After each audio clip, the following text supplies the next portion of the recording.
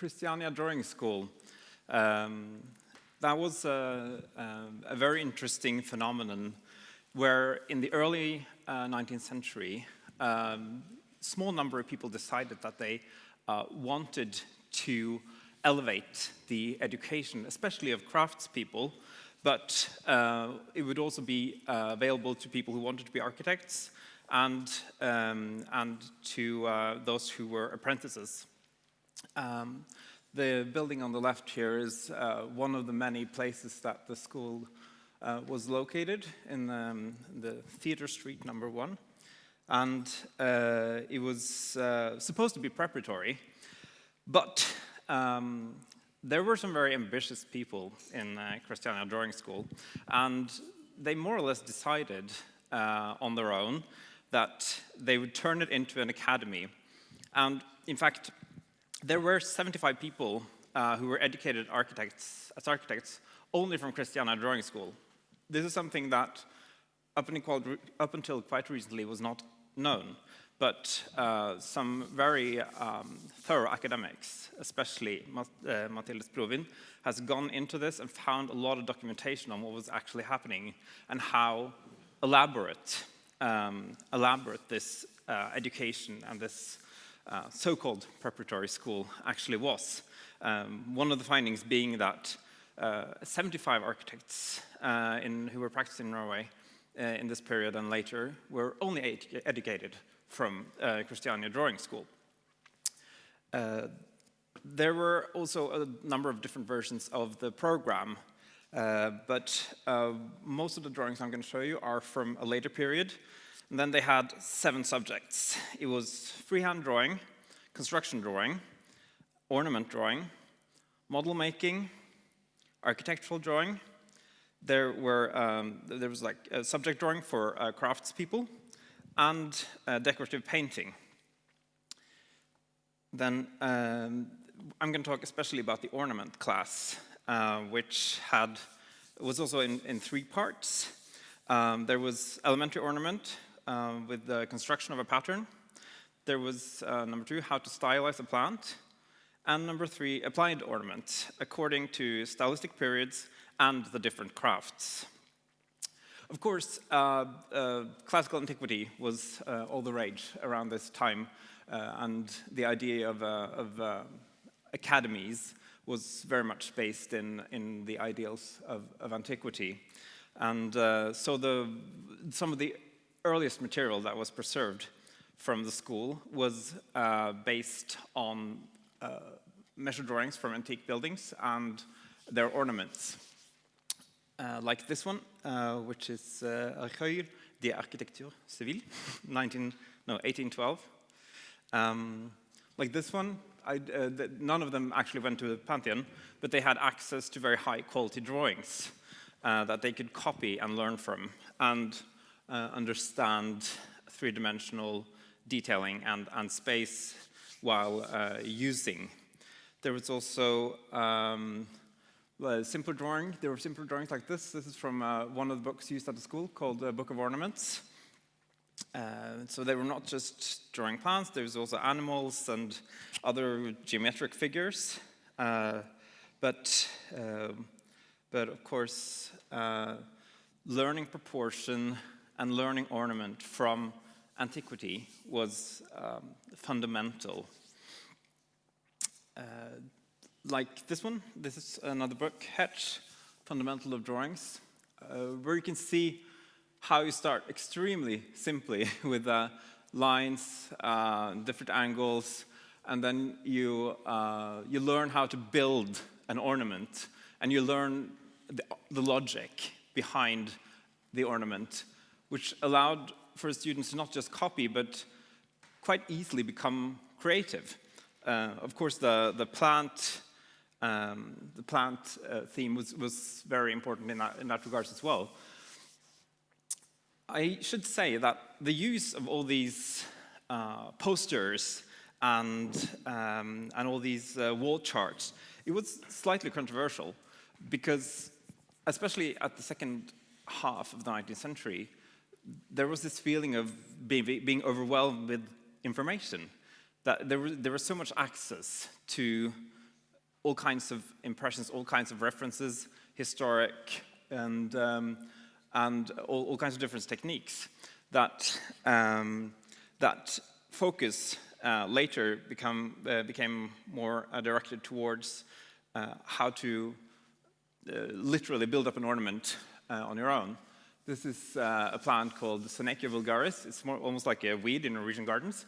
But I find that what he does when he goes, this is an architect called Sinding Larsen, and he goes, from these very naturalistic studies of this flower and adding color, and then uses classical ornament and replaces the well-known acanthus with this beautiful, strange little weed, and the results are phenomenal.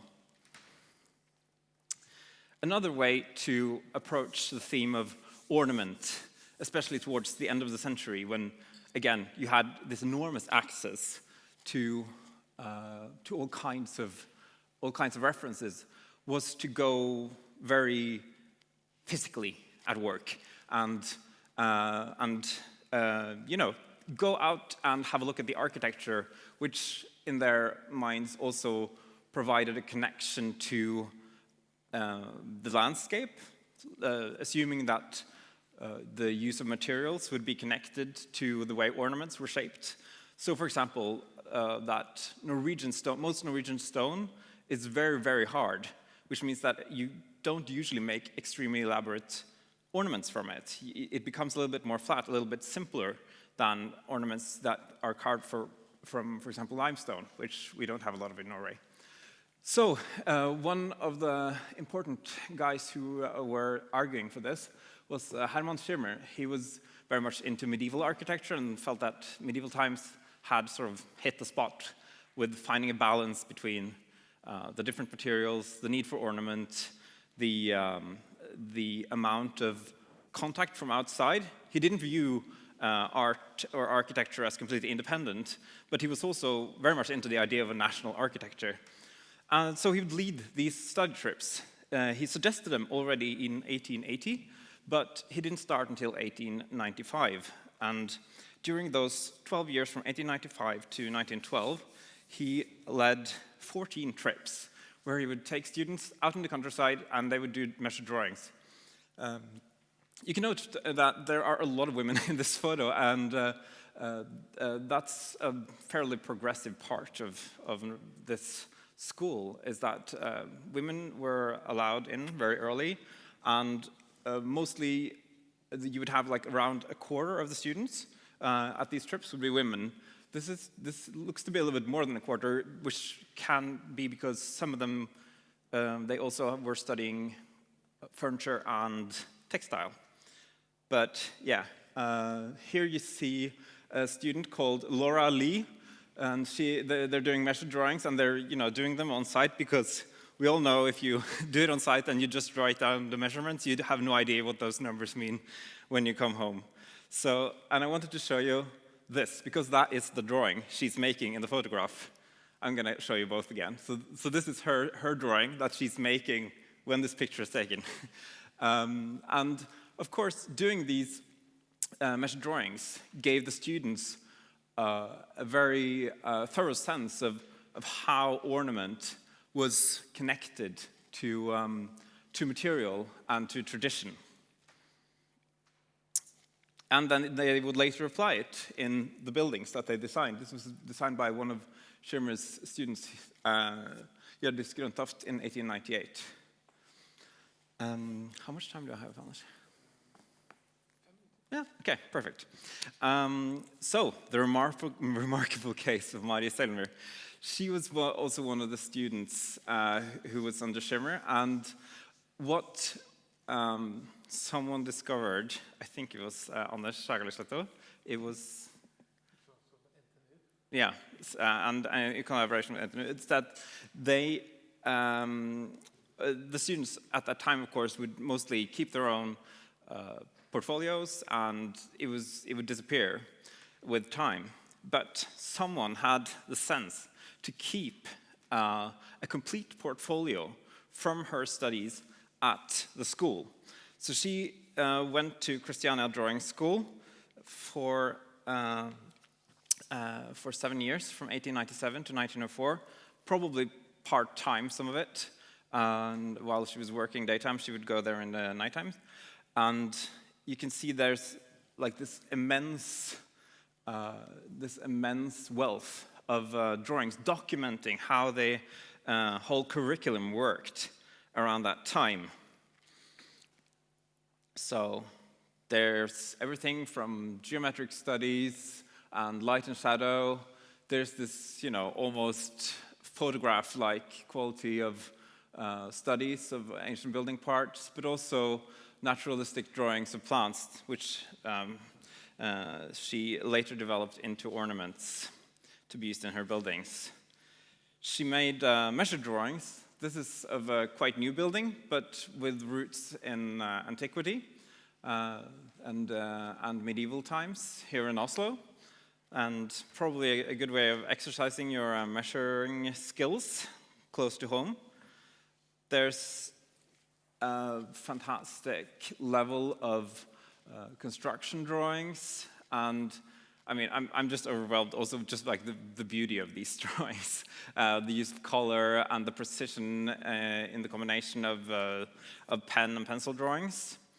There's brilliant designs for ornaments. Again, you can see how she's applying the lessons she's learning, both from older references, but also in how to construct, like this example, for example, where she's making two different versions of a spiral wave ornament using different kinds of curvature.